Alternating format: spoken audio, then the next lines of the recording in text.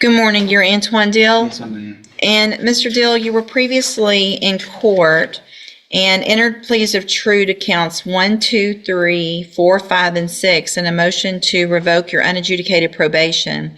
On probation for the second-degree felony offense of burglary of a habitation, placed on probation.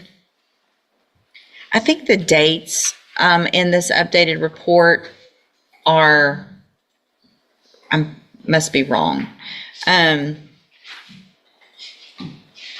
It says on May 8th, 2025, he met with the high needs officer for the initial visit. Should that be May 2024? Yes. Okay, all right, just want to make sure. So, placed on probation back in April of 2024 for that offense. Right out of the gate, this judge is sending a clear message. Probation isn't freedom, it's a final chance. When jail incident reports start piling up before sentencing is even complete, judges pay attention. The question is, will this defendant finally break the cycle, or is this warning already falling on deaf ears? The allegations, failure to report, failure to work, testing positive, that didn't do the theft prevention class, behind in fees, and behind in restitution. There was no agreement. Is that correct? That's correct, yes. Mr. And I've received an updated pre-sentence report. Has everyone had an opportunity to review that report? Yes. Any additions or corrections to that report?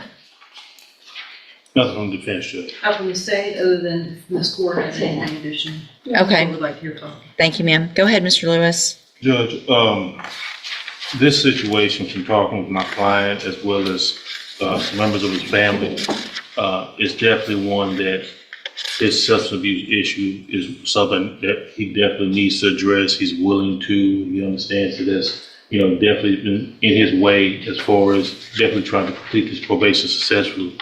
I would also like to add to that after speaking with him and with some of his family members that I don't believe he was on any type of mental health or any type of conditions dealing with his probation. He was I know it's high needs. Mm-hmm. Because from talking with him, there's definitely some things he has gone through in his past that I think affect him and are triggers for him.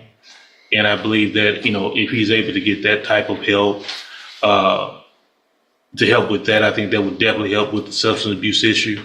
I believe there are vehicles available through community supervision that can address that.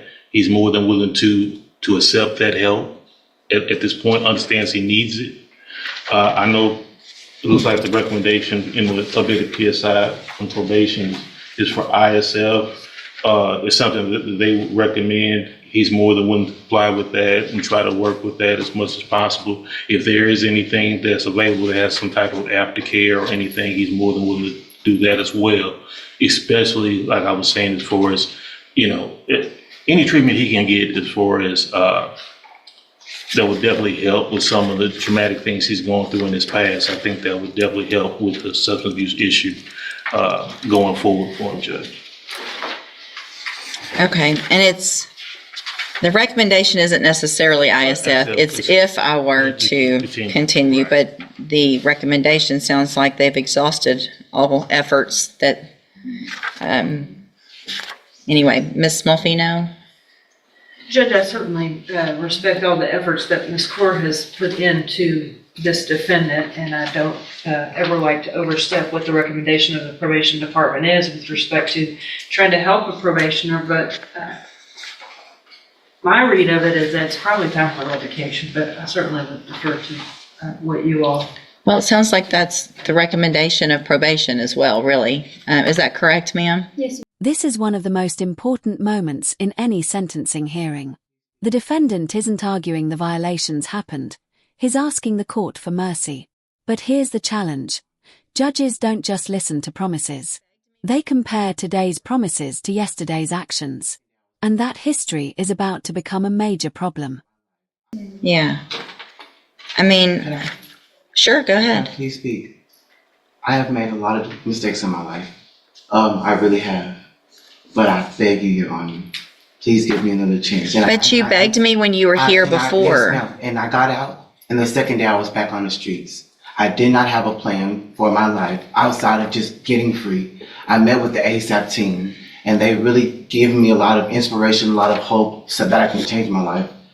Granted, Ms. Core has done an amazing job as my supervisor, and I apologize to her profusely, but I am not someone who wants to waste away in a jail cell. Well, I'm someone so who wants to. here's the thing, Mr. Deal. When I looked back at your original pre-sentence report, Yes, ma'am. there wasn't an agreement in that case. It was a cap.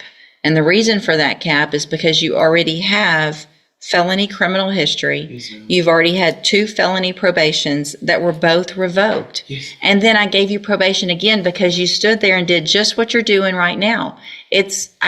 You saying the words, Please. you give me- stop. You need to stop because it's not going to get any better. Yes, ma'am. Okay. Yes, ma'am. By what you can say. I appreciate that you probably would like to do what you're saying, Yes, ma'am. but you've been given every opportunity. Probation's worked with you. Again, those felony probation revocations, one was in 19, one was in 2021. It's not like they were a long time ago. You've been given every opportunity on probations now 3 times. 3 times. And